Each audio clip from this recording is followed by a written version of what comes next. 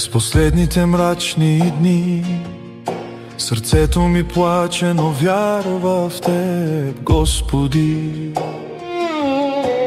Твоята милост ме крепи и знам, пророчеството ще се сбъдне. В тишината на нощта, в сълзите ми издигам вик към небето. Молбата ми е единствената надежда, че Ти ще дойдеш, Господи. Че Спасителят, Царят ще слезе от небето. Ела, Господи Исусе, ела, Спасителю мой, спаси ме и нека бъда с Тебе във вечността.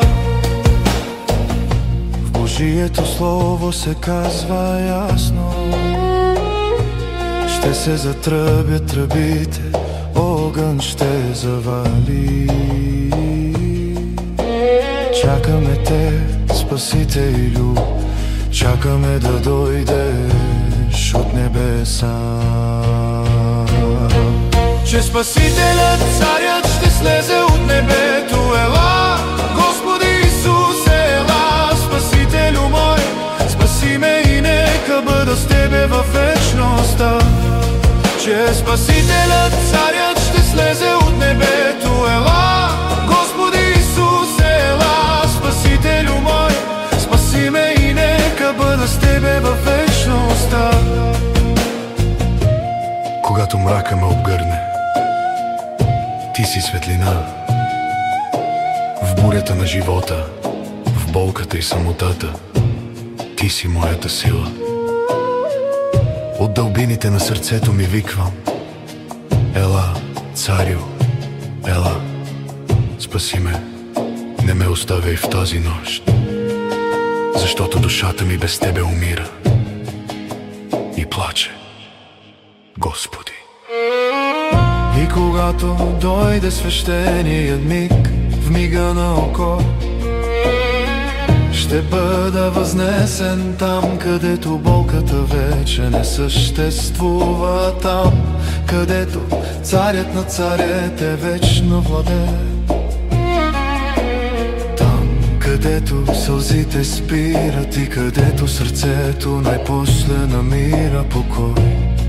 Ела, Господи, и защото Спасителят, нашия цар, ще слезе от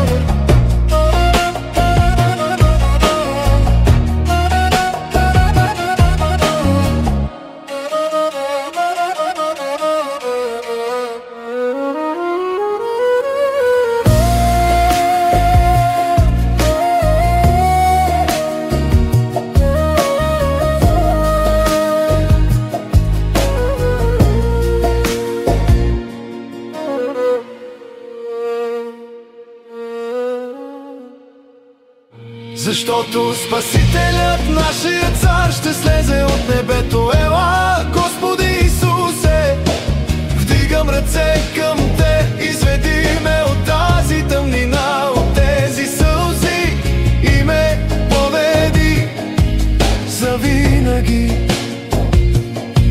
завинаги в Твоята вечност. Че Спасителят, Царят ще слезе от небето. Ела, Господи Исусе, ела, Спасителю мой, спаси ме и нека бъда с Тебе във вечността.